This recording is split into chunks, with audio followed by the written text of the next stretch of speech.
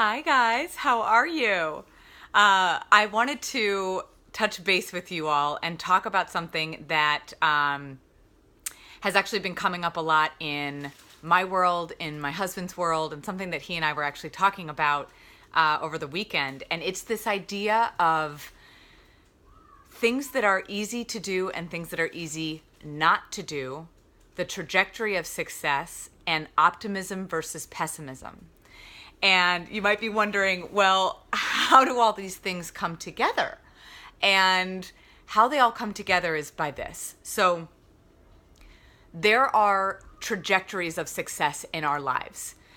This is supported by many different authors and speakers in terms of habits, powerful habits, and habits that hinder us. Jeff Olson actually did an incredible book called The Slight Edge, which talks specifically about this. And if any of you are readers, or even if you're not, Audible, you can always listen to it on Audible. I highly, highly recommend that you check out this book, The Slight Edge by Jeff Olson. And in it, it talks about the significance of the trajectory of success and taking account of things that are easy not to do and things that are easy to do. And so let's take, for example, exercise.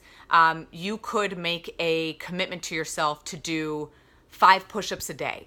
And in doing so, over the course of a number of weeks and months, you're actually going to see your strength increase. You're going to see your stamina increase. It's very easy to do. It's just 5. You get down on the ground, you just do 5. It's also very easy not to do, which is something that I struggle with. So it's easy to say, I'll just sit here on the couch for like an extra 5 minutes and eat some goldfish, which is something that I do. But things that are very easy to do and things that are easy not to do, easy to do ends up in an upward, I'll move the camera with my finger, ends up in an upward success trajectory. Things that are easy not to do and you continually don't do them gets you down into an unsuccessful track. So understanding that it really is about consistency and commitment and sticking to the things that are going to bring you success is kind of key number 1. And then how this is really tied into optimism and pessimism, I really feel strongly that, and a number of other people do, other leaders as well as speakers, motivational speakers, coaches, authors, that practicing particular mindset and sort of things around personal traits that you uphold and things that you showcase in your world are very much sources of habit as well as sources of exercising that particular thing actually then creates you to be successful at that particular thing.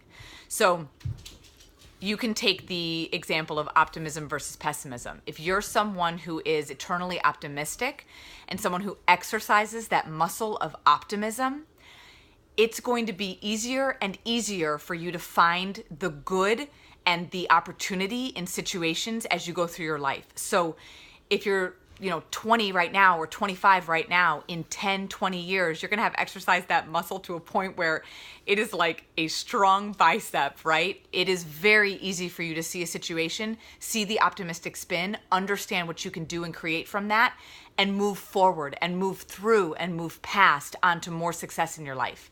Now, if you're someone who continually makes excuses and you see pessimism as a way of life, the more you exercise that and exercise that and exercise that, it will also be like a really strong bicep muscle, but it's one that you don't want to have. It's one that's going to create your life to be harder. It's one that's going to create you to not be able to see through the obstacles that are in your way. And let's be honest, guys, our life is going to be riddled with obstacles. That is what life is. Every time something's going great, you feel you're on top of the world, you're going to come up against something that's going to test you.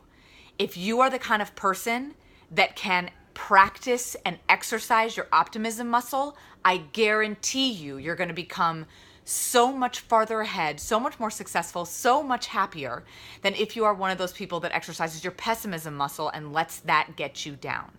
So, moral of the story here, honestly, is let's exercise, but also let's exercise mindset and really work to be optimistic, work to do the small things that create lasting success. I'm going to talk about this more in another video in terms of what those might be and how you set those goals for yourself. But exercise the things that are going to bring you happiness, success, joy in your life. And that's it. So hope you have a fabulous evening, and I'll talk to you guys soon. Bye.